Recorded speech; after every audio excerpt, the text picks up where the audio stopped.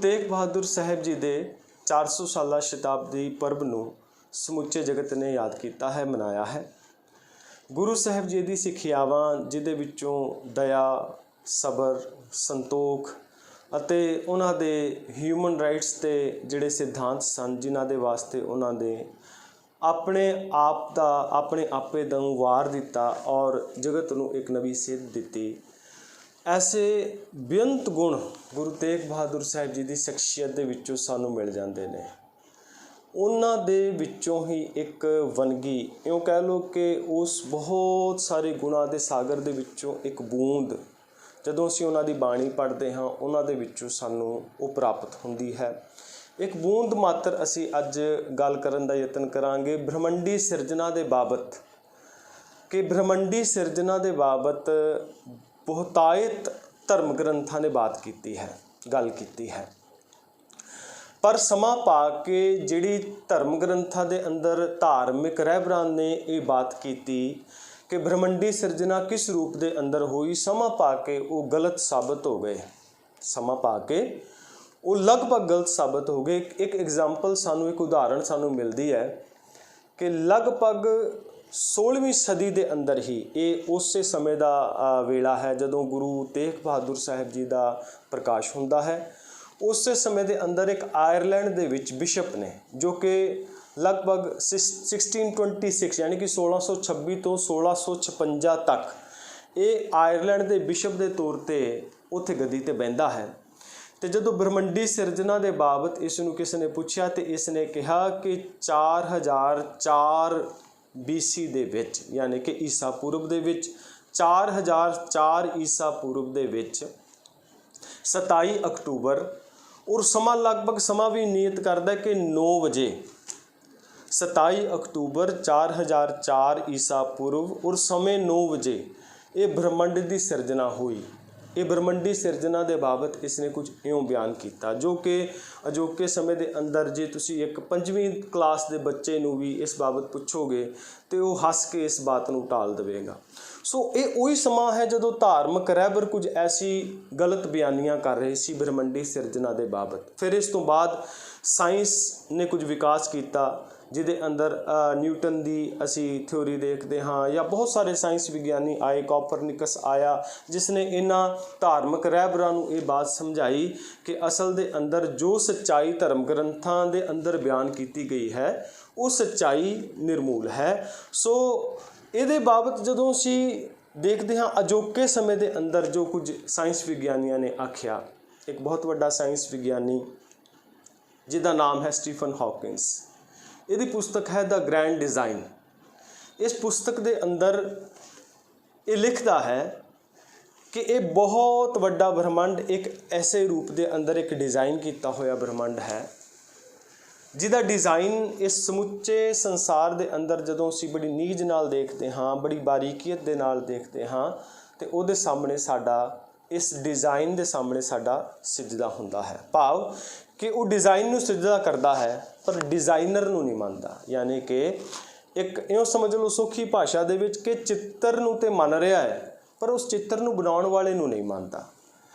वो grand design के अंदर लिखदा है कि धरती दा ये ब्रह्मंड की सिरजना किस रूप के अंदर हुई। वो कहता है कि क्वांटम आधार के उत्ते वो अपनी गल नूं समझाउण दा यतन करता है। क्वांटम आधार के उत्ते समझाता है कि ये जिहड़ा ब्रह्मंड है सूखम दे विचों निकलिया, यानी कि एक प्लैंक दे विचों निकलिया। प्लैंक कहते हैं कि 1 सेंटीमीटर दे विचों उस 1 सेंटीमीटर का अगे बिलियनवा हिस्सा कर लो, फिर उस बिलियन विचों अगे ट्रिलियन हिस्सा कर दो, फिर उस ट्रिलियन दे विचों भी अगे ट्रिलियन हिस्सा कर दो।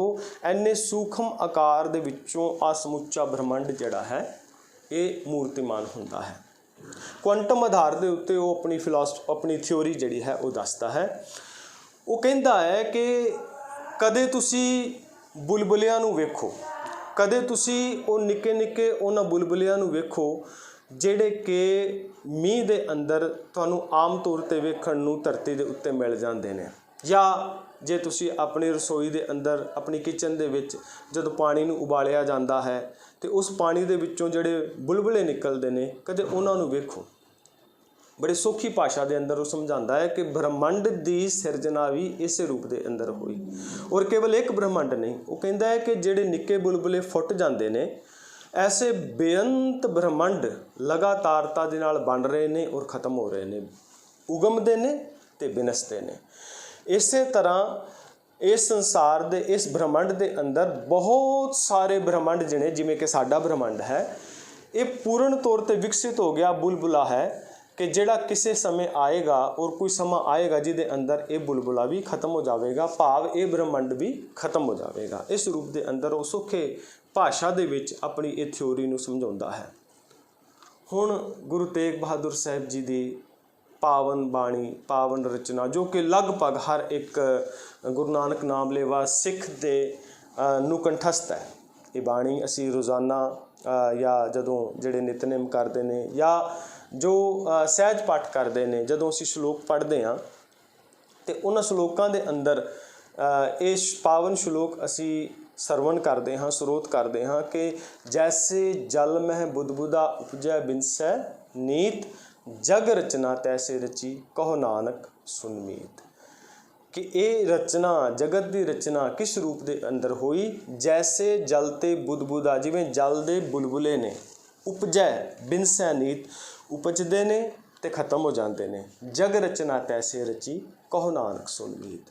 हुण जिहड़ा स्टीफन हॉकिंग्स कह रहा है, अज दे श्रेष्ठ विग्यानी जिहड़ी बात कर रहा है, तो वो ये भी गल कहता है कि हाँ ਇਹਦੇ ਬਾਬਤ ਵੀ ਕੋਈ ਪੱਕੇ ਤੌਰ ਤੇ ਨਹੀਂ ਕਿਹਾ ਜਾ ਸਕਦਾ ਕਿ ਇਸ ਰੂਪ ਦੇ ਵਿੱਚ ਹੋਵੇਗਾ। ਹਾਂ, ਇੱਕ ਥਿਉਰੀ ਹੈ ਜਿਸ ਥਿਉਰੀ ਦੇ ਨਾਲ ਜਿਹਦੀ ਸਹਾਇਤਾ ਲੈ ਕੇ ਅਸੀਂ ਸਮਝ ਸਕਦੇ ਹਾਂ ਕਿ ਯੂਨੀਵਰਸ ਦੀ ਕ੍ਰੀਏਸ਼ਨ ਕਿਵੇਂ ਹੋਈ, ਇਹ ਬ੍ਰਹਮੰਡ ਦੀ ਸਿਰਜਣਾ ਕਿਵੇਂ ਹੋਈ। ਗੁਰੂ ਤੇਗ ਬਹਾਦਰ ਸਾਹਿਬ ਮਹਾਰਾਜ ਜੀ ਦੀ ਪਾਵਨ ਬਾਣੀ ਦੇ ਅੰਦਰ ਉਹਨਾਂ ਸਮਿਆਂ ਦੇ ਵਿੱਚ, ਜਿਨ੍ਹਾਂ ਸਮਿਆਂ ਦੇ ਅੰਦਰ ਅਗਿਆਨਤਾ ਦੀ ਗਰਤ ਦੇ ਅੰਦਰ ਸੰਸਾਰ ਪਿਆ ਸੀ, ਉਹਨਾਂ ਸਮਿਆਂ ਦੇ ਅੰਦਰ ਗੁਰੂ ਤੇਗ ਬਹਾਦਰ ਮਹਾਰਾਜ ਜੀ ਇਹ ਪਾਵਨ ਬਚਨ ਕਰਦੇ ਨੇ कि जैसे जलते बुदबुदा उपजै बिनसै नीत, जग रचना तैसे रची कहो नानक सुन मीत। हुण एक बात, एक गल होर बड़ी ध्यान देने वाली है कि जिहड़ा विग्यानी है स्टीफन हॉकिंग्स, ये रब नूं नहीं मानता। ये कहता है कि डिज़ाइन तो बड़ा सोहना है, द ग्राइंड डिज़ाइन इहदी पुस्तक है, कहता डिज़ाइन तो बहुत सुंदर है, बहुत सोहना है, पर डिज़ाइनर के बाबत, यानी कि जिसने इस डिज़ाइन को बनाया है, वो बाबत मौन हो जाता है, उन्होंने नहीं मानता। पर गुरबाणी ये बाबत सानू समझाती है कि चच्चा रचित चित्र है भारी, तज चित्र है चेतो चितकारी, चित्र बचित्र यह अवचेरा, तज चित्र है चित्राख चितेरा।